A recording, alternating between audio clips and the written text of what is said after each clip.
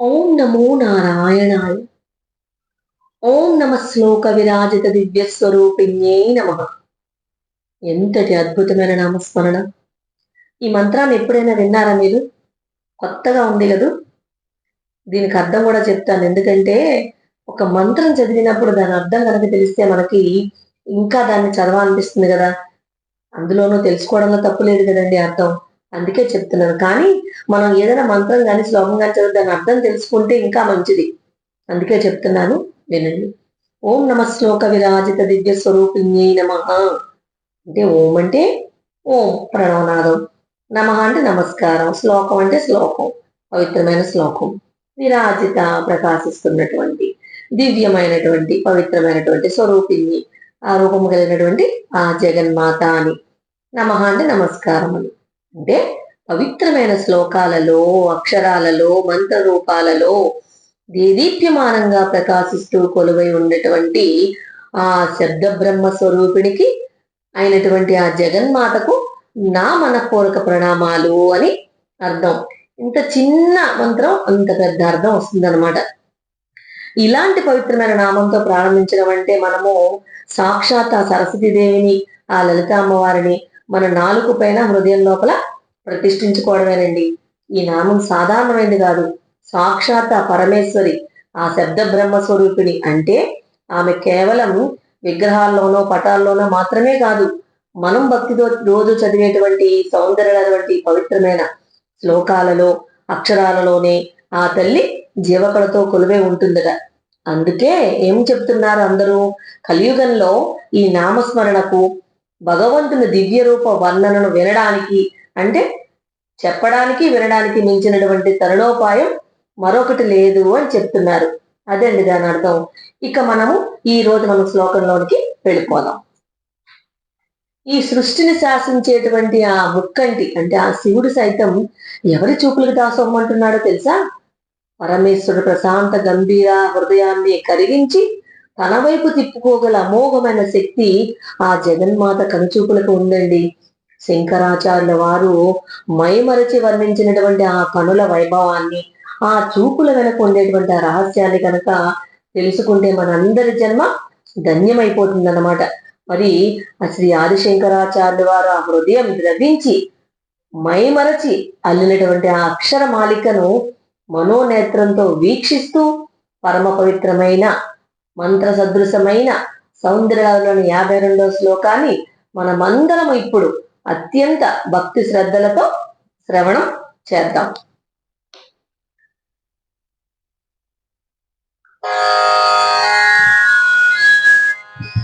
గతి కన్నాభ్యర్ణం గరుతైవ పక్ష్మాణి దదతి పురాం వేత్తు సిద్ధ ప్రసమరస విద్రావణ ఫలే ఇమే నేత్రీ గోత్రా గణపతి కులోత్తం సకలికే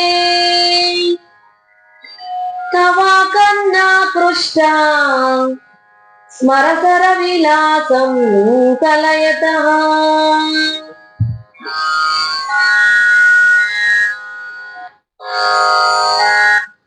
విన్నారు కదా, శంకర్ల వారి వాక్కుల నుండి జాలువారినటువంటి ఆ అమృత అక్షరాలను వింటుంటేనే మన ఉదయం ఎంతగానో పొలగించిపోతుంది కదా.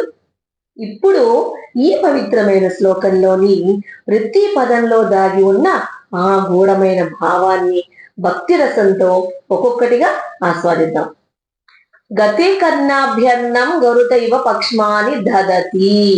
గతే సాగినటువంటి, కర్ణ అభ్యర్ణం కర్ణాభ్యర్ణం అంటే కర్ణ అంటే చెవులు, చెవుల యొక్క సమీపానికి అంటే చెవుల దాకా అని.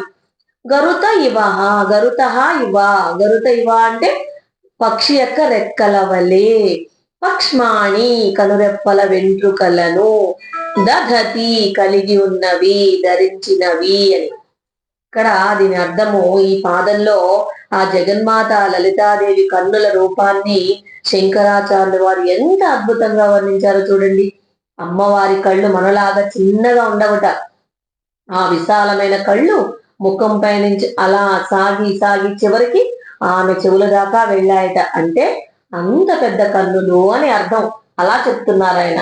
అలా చెవుల దాకా సాగినటువంటి ఆ కన్నుల పైన ఉండేటువంటి ఆ కనురెప్పల వెంట్రుకలు ఎలా ఉన్నాయో తెలుసా? ఆ కళ్ళు పక్షి ముఖం అనుకుంటే గనక ఇరువైపులా ఉండేటువంటి కనురెప్పలు పక్షి యొక్క అందమైన రెక్కల వలె కనిపిస్తున్నాయట. ఆమె కనురెప్పలు గరుడుడి రెక్కల్లా విశాలంగా అందంగా విరాజిల్లుతున్నాయని చెప్తున్నారండి. ఆ కళ్ళను చూస్తుంటే కనుక ఒక దివ్యమైన పక్షి తన రెక్కలు విప్పి ఎగరడానికి సిద్ధంగా ఉన్నట్టు ఉందట అని చెప్తున్నారు శంకరుడు. అంటే అమ్మవారి ఆ విశాల నేత్రాల సౌందర్యానికి ఇదొక అద్భుతమైన వర్ణన అన్నమాట.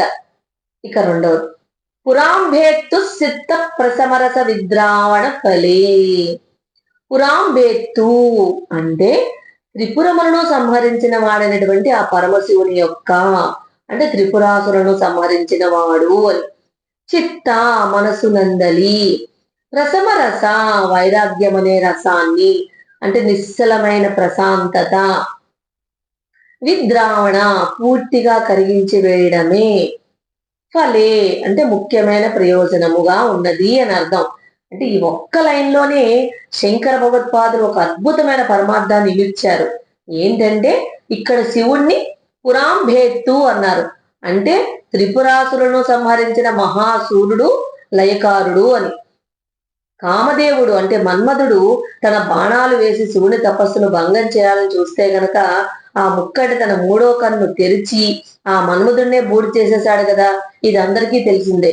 అంతటి అచంచలమైన వైరాగ్యమూర్తి, తీవ్రమైన తపోనిష్టలో ఉండే పరమశాంత స్వరూపుడు ఆ సదాశివుడు అన్నమాట. ఆయన మనస్సు ఎలా ఉంటుందంటే ఎటువంటి వికారాలు లేకుండా ఒక నిశ్చల సముద్రంలాగా గడ్డగట్టుకుపోయిన ఒక హిమగిరిలా ఉంటుందట. దానినే ఇక్కడ చిత్త ప్రసమరస అని చెప్తున్నారు శంకరుడు. కానీ అలాంటి పరమశివుని మనస్సును సైతం కరిగించగల శక్తి ఈ సృష్టిలో ఎవరికైనా ఉందా? ఉందంటే అది కేవలం సాక్షాత్ జగన్మాత లలితాదేవి కనుచూపులకు మాత్రమే సాధ్యము అని చెప్తున్నారు శంకర్లు. ఇంకా ఏమంటున్నారు? అమ్మవారి విశాలమైన కళ్ళుకు ఉండేటువంటి ముఖ్యమైన పని ఏంటో తెలుసా? నిద్రావణ ఫలే. అంటే ఆ పరమశివుని యొక్క కఠినమైన ఆ వైరాగ్యాన్ని, నిశ్చలమైన ప్రశాంతతను ఒక్కసారిగా కరిగించేసి ఆయన హృదయంలో సృష్టిని నడిపించే ఆ ప్రేమ రసాన్ని ఉప్పొంగించడం అని చెప్తున్నారు. అంటే ఇక్కడ ఒక రహస్యం ఉంది. ఏంటంటే శివుడు కేవలం తపస్సులోనే ఉండిపోతే గనక ఈ సృష్టి ముందుకు సాగదు కదా. అందుకే ఆయనలో లీనమైనటువంటి ఆ శక్తి బయటకు రావాలన్నమాట. అందుకే అమ్మవారు తన అందమైన కనుచూపులతో ఆ శివుడి హృదయాన్ని కరిగించి ఆయనను తన వైపు తిప్పుకుంటుందన్నమాట. శివశక్తులు ఇద్దరూ కలిస్తేనే కదా ఈ చరాచర సృష్టి నడిచేది. అంటే మన్మధుడి బాణాలు శివుడి ముందు గనక బూడిదైపోతే ఆ మన్మధుడికి సైతం బలాన్ని ఇచ్చి శివుని హృదయాన్ని ప్రేమమయం చేయగల అమోఘమైన సామర్థ్యం ఆ అమ్మవారి కనుచూపులకు ఉంది అని దీని అంతరార్థం అన్నమాట. ఇకపోతే తరువాత పాదం, ఇమే నేత్రి గోత్రాధరపతి కులోత్తంస కలికే. ఇమే నేత్రి అంటే మీ రెండు దివ్య నేత్రాలు అని. గోత్రాధరపతి అంటే పర్వతాన్ని మోసే రాజు, అంటే పర్వతరాజు అయినటువంటి హిమవంతుని అని అర్థం అనమాట. కులోత్తంస అంటే వంశానికి ఆభరణం లాంటి దానివి, గొప్ప కీర్తి తీసుకొచ్చేది అని అర్థం. ఎవరు? ఆ అమ్మవారు. కలికే ఓ పూమొగ్గ అంటే అమ్మవారే హిమవంశానికి ఒక అందమైన పూమొగ్గ. మరి మొగ్గ వంటి సుకుమారిణి అని, అంటే సున్నితమైన సౌందర్యంతో వికసించిన దేవి అని. ఈ లైన్ లో శంకరాచార్యుల వారు అమ్మవారిని పిలిచిన సంబోధన వింటేనే హృదయం భక్తితో నిండిపోతుంది. అమ్మవారిని ఎంత మృదువుగా, ఎంత మధురంగా పిలుస్తున్నారో చూడండి. గోత్రాధరపతి కులోత్తంస కలికే. గోత్రం అంటే పర్వతము, అంటే పర్వతాలన్నిటికీ రాజైన వాడెవరు? హిమవంతుడు, హిమాలయ పర్వత రాజు అన్నమాట. ఆ హిమవంతుని వంశానికి కిరీటం లాంటిది, ఆ వంశాన్నే వెలిగించే ఒక అందమైన పవిత్రమైన పూమొగ్గవు నీవు తల్లి అని శంకర్లు ఆవిడని వర్ణిస్తున్నారనమాట. మొగ్గ ఎంత సుకుమారంగా, ఎంత పవిత్రంగా ఉంటుందో ఆ జగన్మాత పార్వతీదేవి హిమవంతుడి ఇంట్లో అంత ముద్దుల పట్టిగా జన్మించింది అని చెప్తున్నారు శంకర్లు ఇక్కడ.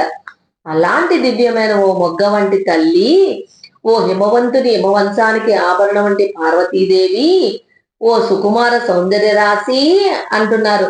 ఇమే నేత్రే, ఇదిగో ప్రకాశిస్తున్న నీ రెండు కళ్ళు ఉన్నాయి చూసావా అంటూ శంకర్ల వారు అమ్మవారి కళ్ళను మనకు చూపిస్తున్నారండి ఇక్కడ. ఇందులోని విశేషం ఏంటంటే, హిమాలయాలంటేనే తెల్లగా మంచుతో కప్పబడి నిశ్చలంగా ఉంటాయి కదా, అది జ్ఞానానికి వైరాగ్యానికి చిహ్నం. మరి అలాంటి నిశ్చలమైన హిమవంశంలో పుట్టినటువంటి ఒక పూమొగ్గ వికసిస్తే ఎలా ఉంటుంది? ఆ మొగ్గ నుండి వచ్చే సుగంధమే మన అమ్మవారి కరుణ కటాక్షం అన్నమాట. ఆ తెల్లని హిమాలయాల నేపథ్యంలో అమ్మవారి నల్లని విశాలమైన కళ్ళు మరింత దేదీప్యమానంగా వెలిగిపోతున్నాయని చెప్తున్నారు. మొగ్గలాంటి సుకుమారమైన రూపం కలిగినటువంటి తల్లి తన రెండు కళ్ళతోనే సర్వ సృష్టిని శాసించే పరమశివుణ్ణి సైతం ఎలా మురిపిస్తోందో చెప్పడానికి శంకరుల వారు ఉపయోగించినటువంటి అద్భుతమైన పదం ఇది. ఇక చివరి పాదం, తవా కన్నా కృష్ణ స్మరసర విలాసం కలయత. తవా అంటే నీ యొక్క, ఆ కన్నా ఆకృష్ట, ఆ కన్నా ఆకృష్ట అనమాట. ఆ కన్నా ఆకృష్ట అంటే చెవుల వరకు చక్కగా లాగబడినటువంటి, ఏం లాగబడ్డాయి? కన్నులు అన్నమాట. స్మరసర మన్మధుని, సర అంటే బాణాలు, విలాసం విలాసాన్ని, విన్యాసాన్ని, పరాక్రమ సౌందర్యాన్ని అని, కలయత ప్రదర్శిస్తున్నాయి, కనిపిస్తున్నాయి అని. ఈ శ్లోకంలో శంకరుడు అమ్మవారి కన్నులు రెప్పలు వర్ణిస్తూ అమ్మవారి కనుచూపులకు ఉండేటువంటి పరమ అద్భుతమైన పరాక్రమాన్ని ఒక అద్భుతమైన దృశ్య రూపంలో మన కళ్ళకు కడుతున్నారన్నమాట. ఒక గొప్ప విలుకాడు కనుక శత్రువును కొట్టాలి అంటే ఏం చేస్తాడు? ఆ బాణాన్ని వింటినారికి సంధించి ఎంతవరకు లాగుతాడు? ఊరికే అలా పైపైన లాగడు కదా. వింటినారిని తన చెవి దాకా బలంగా వెనక్కి లాగి గురి చూసి బాణాన్ని వదులుతాడనమాట. అలా చెవి దాకా లాగి వదిలిన బాణం అత్యంత శక్తివంతంగా వేగంగా వెళ్ళి అతను అనుకున్నటువంటి ఆ లక్ష్యాన్ని అమోఘంగా దెబ్బతీస్తుందన్నమాట. ఇక్కడ మన అమ్మవారి కళ్ళు ఎలా ఉన్నాయో తెలుసా? ఆ కన్నా కృష్ణ స్మరసర విలాసం కలయిత అంటే, ఓ అమ్మా, నీ విశాలమైన కళ్ళు సహజంగానే నీ ముఖంపై సాగి నీ చెవుల వరకు ఉన్నాయి కదా, మరి ఆ కళ్ళు చూస్తుంటే ఎలా ఉందంటే, మన్మధుడు తన బాణాన్ని వింటినారికి కూర్చి చెవిదాకా లాగి పట్టుకుంటే ఎంత అందంగా, ఎంత పదునుగా, ఎంత విలాసవంతంగా ఉంటుందో నీ కళ్ళు అంతటి తీక్షణమైన మన్మథ బాణాల విలాసాన్ని కలిగి ఉన్నాయి తల్లి అని అంటున్నారు. ఇందులోని అద్భుతమైన అంతరార్థం ఏంటంటే, పూర్వం మన్మధుడు పరమశివుడి మీద బాణాలు వేస్తే ఆ శివుడు ఆగ్రహించి తన మూడో కన్ను తెరిచి మన్మధుడిని బోడి చేశాడని మనందరికీ తెలుసు. మనం చాలా సార్లు దీని గురించి ప్రస్తావన చేసుకున్నాం. మన్మధుడి బాణాలు శివుడి ముందు లొంగలేదు, పైగా మన్మధుడే అంతమైపోయాడు చివరికి. కానీ ఇప్పుడు అదే మన్మధుడి బాణాల విలాసం ఎక్కడ దాగి ఉందో తెలుసా? సాక్షాత్ ఆ మన్మధుడి కన్న తల్లి అయినటువంటి లలితా పరమేశ్వరి కనుచూపుల్లో దాగి ఉందని చెప్తున్నారు. మన్మధుడు నేరుగా వెళ్తే శివుడు భస్మం చేస్తాడు కదా, కానీ అదే మన్మధుడి బాణాల శక్తిని అమ్మవారు తన కళ్ళల్లో నింపుకుని ఆ చెవులు దాకా సాగినటువంటి ఆ కనుచూపులని బాణాలుగా మార్చి పరమశివుని వైపు ఒక్కసారి అలా చూసిందిట. అంతే, ఆ చూపుల బాణాలు నేరుగా వెళ్ళి ఆ భోళాశంకరుడు హృదయాన్ని తాకాయట. ఇంకేముంది, అప్పటి వరకు తీవ్ర వైరాగ్యంలో నిశ్చల సమాధిలో ఉండేటువంటి ఆ ముక్కంటి అమ్మవారి కనుచూపుల బాణాల దెబ్బకు ఒక్కసారిగా పూర్తిగా కరిగిపోయి పరవశించిపోయి ఆ తల్లి ప్రేమకు దాసోహం అయిపోయేటండి. మరి మన్మధుడి బాణాల కన్నా 1000 రెట్లు పదునైనది, సుకుమారమైనది, శక్తి ఆయుధాల వంటివి అయినటువంటి ఆ తల్లి కనుచూపులు అని శంకరుల వారు ఈ చరణం ద్వారా, అంటే ఈ పాదం ద్వారా మనకి ఎంతో రమణీయంగా ఉపదేశించారు కదండి. సింపుల్ గా ఈజీగా ఒక్క ముక్కలో ఈ శ్లోకం భావం చెప్పాలి అంటే, హిమవంతుడి కూతురైన ఓ అమ్మా, నీ కళ్ళు చాలా పెద్దవి, అవి ఎంత పెద్దవంటే నీ ముఖంపై నుంచి సాగి నీ చెవులను తాకుతున్నాయి. నీ కనురెప్పుల వెంట్రుకలు పక్షి రెక్కల్లా భలే అందంగా ఉన్నాయి. ఎప్పుడు తపస్సు చేసుకుంటూ ఏ కోరికలు లేకుండా ప్రశాంతంగా ఉండే ఆ పరమశివుడి మనస్సును సైతం నీ కనుచూపులతో కరిగించేస్తున్నావు తల్లి నువ్వు. మన్మధుడు బాణాన్ని చెవులు దాకా లాగి కొడితే ఎంత పదునుగా గుచ్చుకుంటుందో నీ కళ్ళ అందం కూడా అంత పదునుగా ఆ శివుడి హృదయాన్ని తాకి ఆయనను నీ ప్రేమలా పడేలా చేస్తోంది. అంతటి మహిమగల కలవి నీ కళ్ళు తల్లి అని చెప్తున్నారు. అదండి ఈ శ్లోకానికి అర్థం అన్నమాట. సింపుల్ గా దీని అంతరార్థం ఏంటంటే, పరమశివుడు జగత్తు మొత్తానికి వైరాగ్యాన్ని నేర్పే గురువు కదా. మరి శివుడు కేవలం వైరాగ్యంలోనే ఉండిపోతే ఈ సృష్టి ముందుకు సాగదు. మరి ఆయన మనస్సును కదిలించడం ఎవ్వరి తరం కాదన్నమాట. ఆయనలో లీలమైనటువంటి ఆ శక్తి బయటకు రావాలి. కానీ అమ్మవారి కనుచూపుల్లో ఉండేటువంటి అమితమైన ప్రేమ, సౌందర్యం ఆ బోళా శంకరుడ వైరాగ్యాన్ని కూడా కరిగించేసి ఆయనని సంసారమడిగా మార్చేసిందనమాట ఆవిడ భర్తగా. అందుకే అమ్మవారు తన అందమైన కనుచూపులతో ఆ శివుని హృదయాన్ని కరిగించి ఆయనను తన వైపు తిప్పుకుంటుంది అని దీనికి అర్థం అన్నమాట. అదండి జగన్మాత లలితాదేవి దివ్య నేత్రాల వెనుక ఉన్నటువంటి అద్భుతమైన పరమార్థం, శ్లోక భావార్థం. ఈ దివ్యమైన శ్లోక పరమార్థాన్ని శ్రవణం చేయడం అంటేనే మనందరి పూర్వజన్మ సుకృతం అన్నమాట. ఒక్క వాక్యంలో చెప్పాలంటే, విలుకాడు వింటినారిని చెవిదాకా లాగి బాణం వదిలితే ఎంత సూటిగా లక్ష్యాన్ని కొడుతుందో, అమ్మవారి కనుచూపులు కూడా అంత సూటిగా పరమశివుని హృదయాన్ని తాకాయి అని అర్థం అన్నమాట.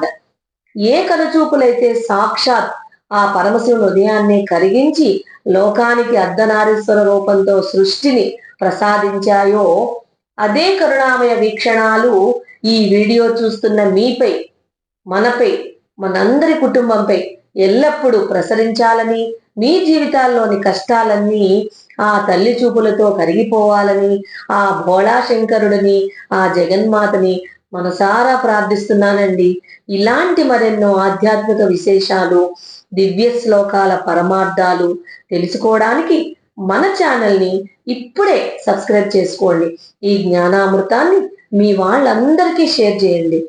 మన ఛానల్ యొక్క పవిత్ర నినాదం ఏమిటంటే, సనాతన ధర్మ రక్షణే మన కర్తవ్యం, అమ్మవారి స్మరణే మనకు శరణ్యం. మరొక్కసారిని ఆ తల్లిని స్మరిస్తూ ముగిద్దాం. శ్రీ కామేశ్వరి సమేత పరమశివ అర్పణమస్తు. స్వస్తి.